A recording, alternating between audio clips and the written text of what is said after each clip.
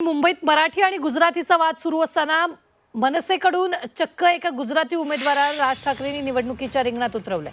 माटुंग्यातून हेमाली बन्सालींना राज ठाकरेंनी उमेदवारी दिली आहे। मराठी गुजराती वाद करण्यात अर्थ नाही अशी प्रतिक्रिया यावेळी बन्सालींनी दिलेली आहे। तर त्यांच्याशी या संदर्भात बातचीत केली आमचे प्रतिनिधी कृष्णात पाटील यांनी। महाराष्ट्र नवनिर्माण सेनेच्या वतीनं मुंबईत एकमेव गुजराती उमेदवार दिलेला आहे आणि त्या आपल्यासोबत आहेत हेमाली बन्साली। एकमेव गुजराती उमेदवार म्हणून मनसेच्या वतीनं लढताय, काय भावना आहेत आपल्या? ते खूप गर्वाची गोष्ट आहे आणि साहेबांनी माझ्यावर विश्वास ठेवून मला हे सीट दिली आहे आणि वॉर्डमध्ये काम करायला दिले तर मी करेन ते काम।